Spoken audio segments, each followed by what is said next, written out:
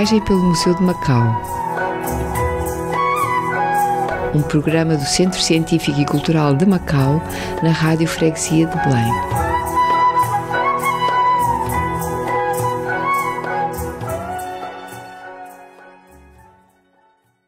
Muito bom dia, bem-vindos à viagem pelo Museu do Centro Científico e Cultural de Macau. Hoje convido-vos a visitarem comigo o resto de chão do museu, que é o espaço histórico-cultural do Centro Científico e Cultural de Macau. Mas quando nós entramos no museu, vemos logo a receber-nos dois belíssimos leões em bronze. É um par de leões, há uma fêmea e há um macho.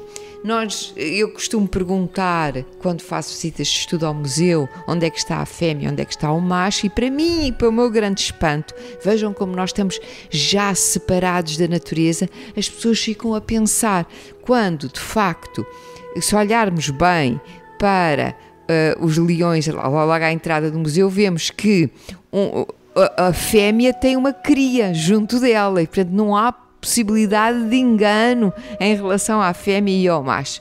Mas se calhar hoje já também há uma outra perspectiva de quem fica com os filhos, não é? Depois de tanta evolução, já não é assim tão claro que sejam as mães a ficar com os filhos e a cargo e tomar conta dos filhos. Mas então, os leões na China têm, de facto, grande antiguidade, mas não são autóctones da China. Há um livro que eu aconselho a ler, de Ana Maria Amar, que é O Brinco do Leão, publicado em 1984, e o Brinco do Leão significa, em patuá, que é o crioulo de Macau, significa a dança do leão.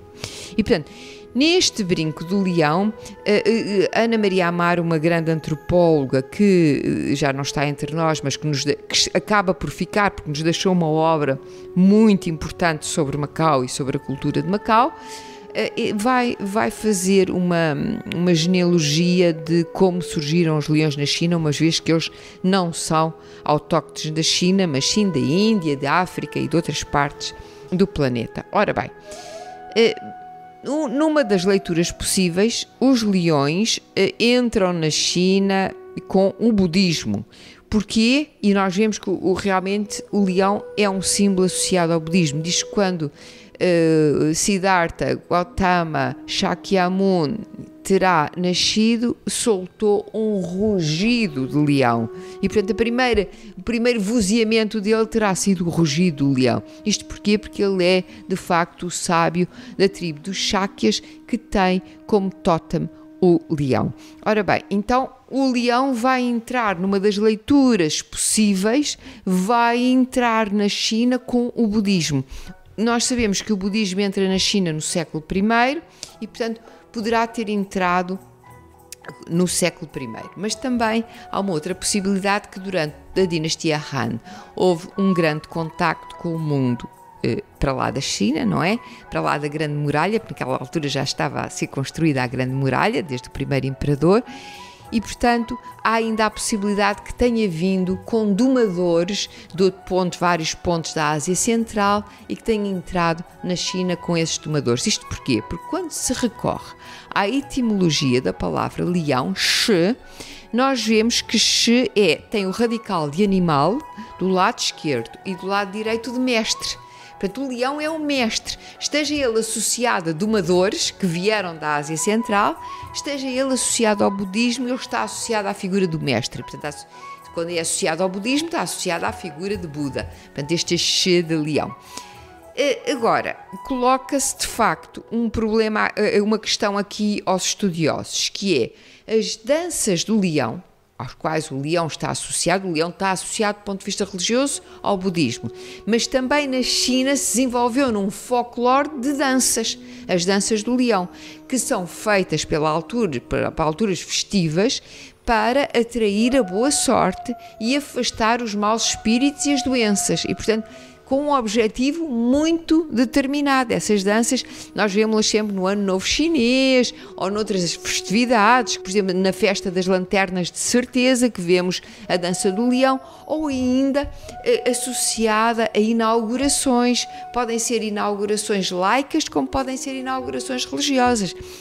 Ao pé do Banco da China, à entrada do Banco da China, nós temos leões, porque os leões protegem, afastam todos os maus espíritos e trazem a boa sorte e protegem tanto as instituições laicas como bancos, museus, restaurantes, palácios, como as instituições religiosas como templos. Portanto, aqui o leão tem esta função protetora e atraindo a boa sorte. Normalmente as danças aos pares, encontramos 2 leões, cá está, que desenvolvem a dança ao par, mas a dança do norte, portanto, neste folclore chinês já alargado, já não é tão religioso e já é mais alargado a todo o tipo de manifestações.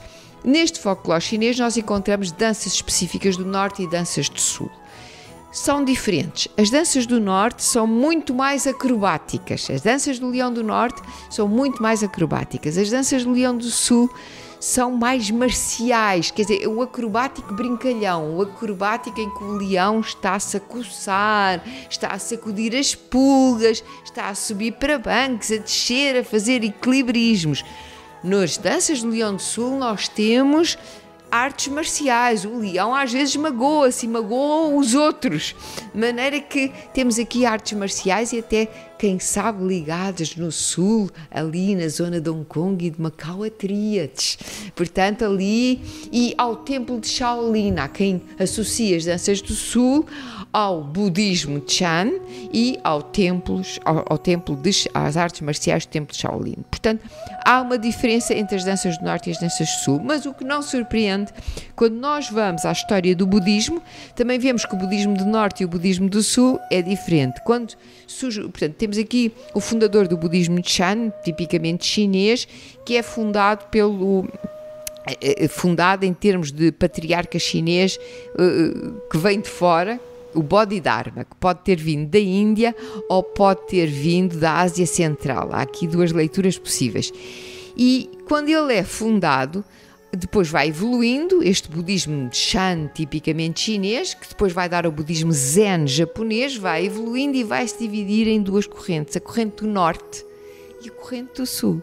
E na corrente do norte o que nós vemos é que a iluminação, que é o grande objetivo do budismo, não é atingir o estado Buda, o estado iluminado, a iluminação é gradual e faz-se através do estudo. Portanto, é uma iluminação progressiva, gradual, através do estudo, implica consulta de muitos clássicos e muita leitura.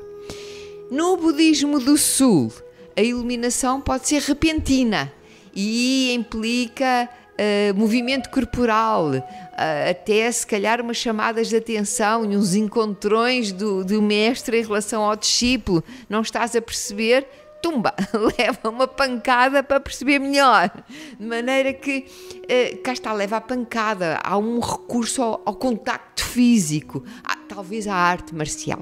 Então, assim sendo, podemos encontrar no budismo e nas danças uma relação novamente do budismo com as danças do leão, e no norte o budismo é associado à dança do leão do norte com muita acrobacia, portanto muito estudo, muita gradualidade, e ainda no norte os leões são chamados os cães de Fo, porque como não havia leões na China, os primeiros pareciam cães e pareciam aqueles pequenoás chineses, então são os cães de fogo, era o que os chineses tinham mais parecido com um leão. Era um cão, aqueles cães muito expressivos, para não dizer um bocadinho feios, mas muito expressivos do norte.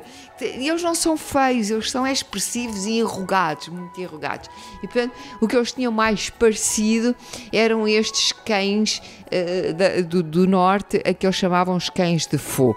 Mas eram de facto, eles estavam-se a referir ao leão que surge na tradição budista.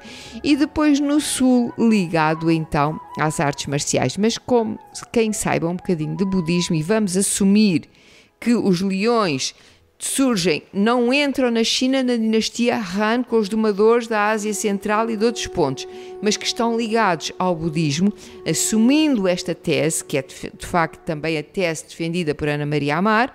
Assumindo esta tese, então há uma estreita relação entre o budismo e depois as danças folclóricas que se vão desenvolver do norte e do sul, que por sua vez têm a ver com a filosofia budista Shan, que também se divide em norte e em sul e com características distintas, que se vão refletir nas próprias danças, sendo as danças do norte muito mais acrobáticas, progressivas, implicando um certo estudo, e as danças do sul muito mais marciais, muito mais guerreiras, mas tendo sempre em consideração o seguinte: seja a dança do norte, seja a dança do sul, se nós ligarmos os leões ao budismo, pois vamos saber que no budismo originário não há raiz, não há diferenças em termos de raiz entre o norte e o sul. Pode-se atingir a iluminação de maneiras diferentes, mas a raiz é comum. E, portanto, o que o budismo pede é que se olhe para este mundo, que é o mundo das aparências onde nós estamos mergulhados, e que se procura unidade para além da divisão. E, portanto, o essencial está sempre para além da divisão, está sempre para além do norte e do sul, do feminino e do masculino. Aliás, foi a pensar nisso e vamos ver que as danças do leão entram nos palácios chineses a partir da dinastia Tang. E na dinastia Tang dá-se um fenómeno muito curioso na China, é que é a única dinastia que leva uma mulher ao poder, o de Zetian.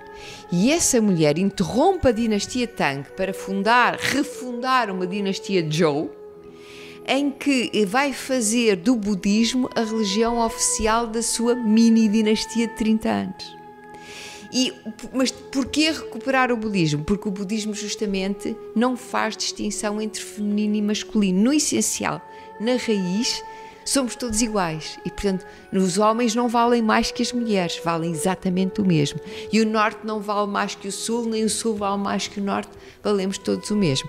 Por isso, desde já fica aqui o convite para virem ao Museu de Macau, porque logo à entrada nós temos no museu estes 2 leões de bronze. E estes 2 leões de bronze, o que é que estão a fazer à entrada do museu? Portanto, a parte de dentro, mas à entrada do museu, separando o resto do chão do primeiro andar, ou unindo o resto do chão e o primeiro andar. O que é que estão a fazer?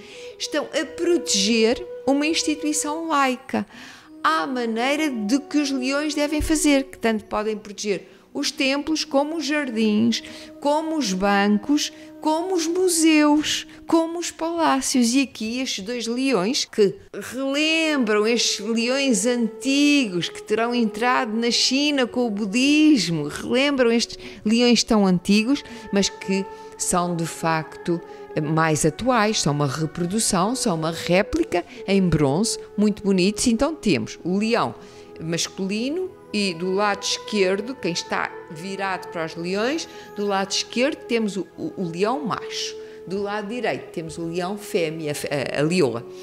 E a leoa tem o filhote, tem a cria, e ambos os leões têm uma pérola na boca, tal como o dragão, nas danças do dragão. Esta pérola é uma pérola mágica. Quem toca nesta pérola e pede um desejo, se não disser o desejo, pois o desejo poderá ser concedido, porque a pérola é mágica, ou seja, eles têm a pérola na boca. Porquê? Porque eles controlam o mundo. Leões e dragões controlam, a partir do reino espiritual, controlam magicamente o reino telúrico. E, portanto, o convite é que venham visitar o Museu de Macau e estes leões, para poderem, no fundo, dançar espiritualmente um pouco com eles.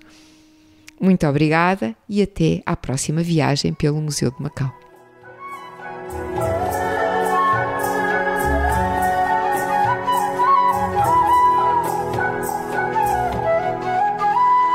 Venha visitar-nos. Estamos à sua espera.